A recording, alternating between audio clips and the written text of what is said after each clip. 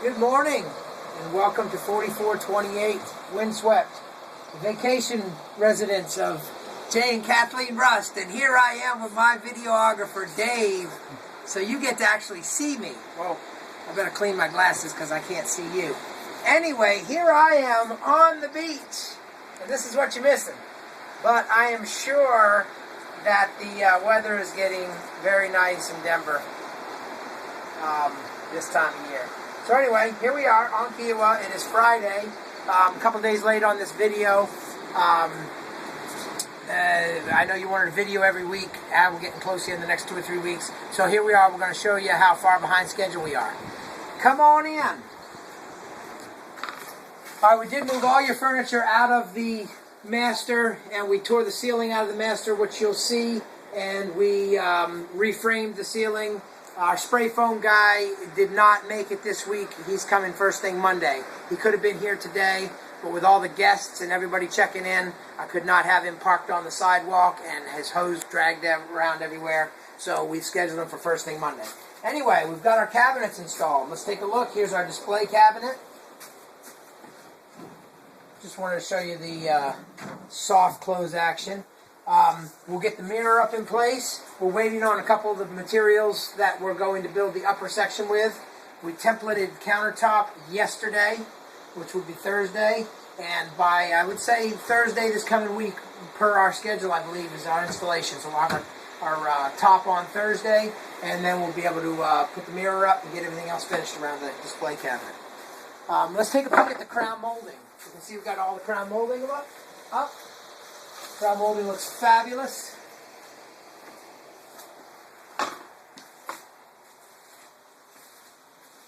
We just put crown molding in the unit 2 floors down and got it painted, and boy, it makes the whole place look really nice. So there we are with crown molding. Let's take a peek at the kitchen. Come into the beautiful kitchen. Here we are. Now we know that these doors are going to be glass, but of course because this size door did not come glass, we will take these doors to the shop, and we will take this panel out, and we will put the glass in. I believe we've got the half-inch beveled, not beveled, the half-inch reeded glass that's going to go in there. Space for the microwave. Of course, these doors are glass as well. We're waiting on our molding for the top, but you can see a little space at the top. Refrigerator cabinet. Of course, this refrigerator cabinet, we're going to divide this in 2, and we'll have a little stile here so we can lock one side, and we'll have a plate rack on the other side. All right, let's take a quick look at 2 things. I want to look at these corner cabinets, and then we'll look at the countertop. Let's take a quick glance at these corner cabinets. Originally, we discussed reinforcing the stile that the hinge would be on. I don't think we need to do that. And the way these are constructed, which is pretty good, they've got this fixed shelf where this cabinet, this rotating shelf, rotates on. And this being right in the middle gives that all the reinforcement I believe it needs. We'll still add the hinge, but that gives you the reinforcement right in the center of the stile. So I think that's good. We just have to reverse this catch and the hinges to be on the left side, so this cabinet will open away from the stove, and on the right side, this cabinet will open away from the stove. All right, on the countertop,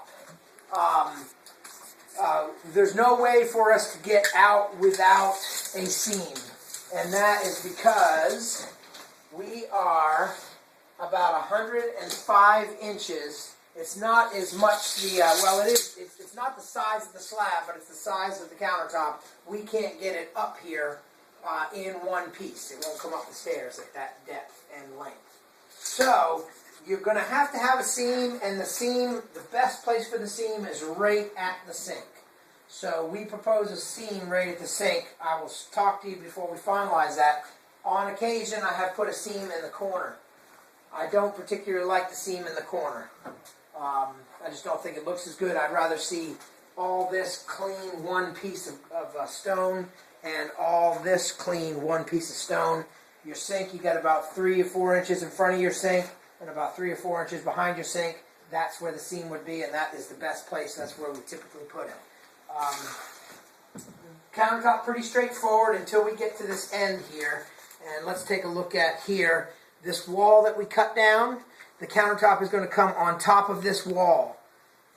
Let's see if we can get a little straight edge here. You can see the cabinets end right here. So your cabinet countertop will end right here, and then we're going to bring this out over top of this wall. So this will almost look like a wall cap, but it'll be level with the rest of the countertop. I think it's going to be a pretty neat little feature. Kind of like the catch zone. When you walk in the door, your keys can go there, your cell phone can go there. It'll be kind of cute. It'll stick out a little bit. We'll have a little piece of molding around the bottom of it here to cap it off and terminate into the cabinets. But so looking at this one more time, your countertop will come straight across, and then right at this wall cap, it'll bump out a little bit and come around the outside and terminate there. So again, we'll talk about that. And I know we haven't talked in a couple weeks. Hope you guys are doing well. We've traded emails a little bit, but we will talk today. Today is Friday, and we're trying this new video. Instead of sending you a DVD, we're going to put this on YouTube, and you'll view it that way, and we'll see how it works. All right, the only other thing in the kitchen I wanted to show you was, let's look at our corner molding trim. Because of the existing wallpaper that we're trying to salvage, we've had to terminate, and I was just looking to see if I had another piece of it. I do. Here, as an example. We've had to terminate the existing wallpaper into new drywall. So the way we've done that is we've used a wooden corner, which can be painted the wall color instead of trim color, and you can see how that wooden corner brings our new drywall to our wallpaper that we're salvaging. And we can take a good look on it here. We did the wall cap, the end of the wall, in wood, and it can be painted wall color, and then we will put this corner trim on top of here. We're going to need a little larger piece of corner trim for this. Actually, no, this will work well, I think, with the screw holes we will touch up with drywall and paint those. So the corner trim will go on here, and it'll terminate right into the top of the countertop. Countertop will sit here like that, and the corner trim will terminate right on top of it. And then you have trim underneath. And we will do the same thing over here in the kitchen where we brought the two together.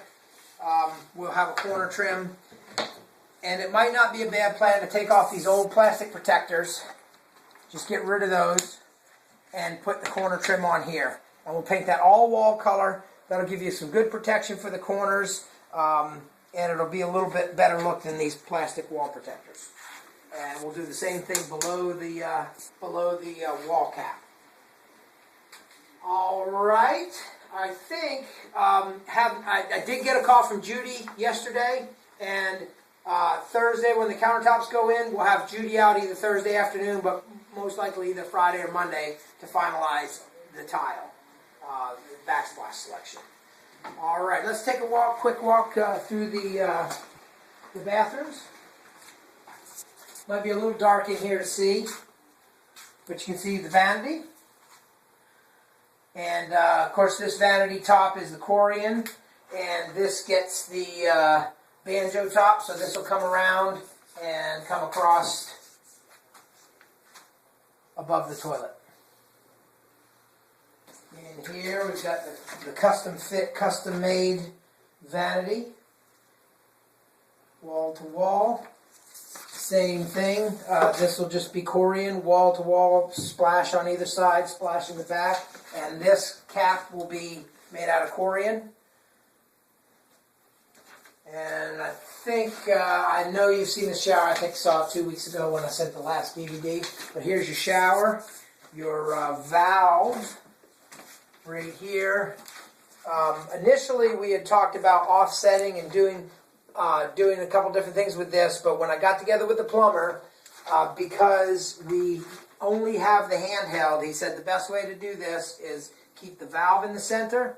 We put the handheld just off the side, and the handheld, where the handheld connects is at this fitting here. That's where the hose connects, and by offsetting the bar just a little bit, it makes the shower head right in the center above the valve. And I know you sent me an email in regards to the shower soap dish. We can't put it on this part of the wall because there's vents, pipes, everything in this wall. We did talk about this location. We talked about this location. I know you sent me an answer. I don't know what that answer is, but I will look at the email and find out that answer. But if you hold on, take a quick look here. I will show you the shelf. All right, let's take this right in the bathroom. This is the large shelf. This is what it looks like. It's got a small shelf for soap, a larger shelf for shampoo bottles. And I can't, like I said, I don't recall which location you said to put it at, but that's what it would look like. That's what it would look like. Normally I put them about 4 foot to the bottom, which would be about there. That way it keeps it out of the spray. That's something that we can install. And then, okay, here we are in the master bedroom. We did take down this drywall on this wall here. I figured it was better, as we discussed previously, to just start with brand new drywall. The exterior wall, really, that was no problem. The few little nail pops on that are easy to repair. You can see the ceiling, tore out the ceiling, put the sound clips. Again, as you know, you've seen our little system, sound clips. We've got our new HVAC running through here. I can't remember where. I think the old one was over by the door, which again was pretty poor location. So we've got the new one centered in the room against the exterior wall where it should be. And that'll give you some good coverage as far as HVAC supply. Monday, when the foam guy gets here, he's just got very little left to foam, as you can see up in the ceiling. He'll foam the rest of that floor, and then he will foam this steel beam, and he will foam this exterior cavity, so that we get the thermal protection and we get the sound protection. And then Tuesday, which is one thing that we're a little behind schedule on, is once this is done, which is supposed to be done Wednesday, the drywall guy will come Tuesday and he will install this drywall. We had a little painting snafu as well. Started with one paint, didn't start, but I had selected the paint contractor at 1 out of 3, and he kept telling me he could do the job, and then it turns out his schedule is too full. He cannot do the job. So the fellow that did the first floor unit for me is coming up here, but he couldn't start till Monday, which really is not going to affect us overall schedule-wise, because I had painting woven throughout the schedule. It just means his time will be a little more concentrated. Starting Monday, he'll come in, he'll prime all the woodwork, he'll prime the ceilings. This ceiling won't be ready for him until Thursday, then he'll come in and prime this. What I'll do is I'll come in and finish this room, and then we'll move everything back in this room, and we'll give him that space. So it's a little bit of moving things around one more time than we expected, but it is what it is. One thing I forgot to mention, I will mention, is we've got the ceiling fan that's coming in here. We do have the smoke detector. You can see it's already wired here. There will be a double switch here, 2-gang switch, one for your, I believe you have receptacles, or probably these lights here, and then one for the fan. I believe that's about it. All right, you guys, I'll talk to you today. I hope you enjoy this new medium for video, and we'll talk to you soon. Thanks.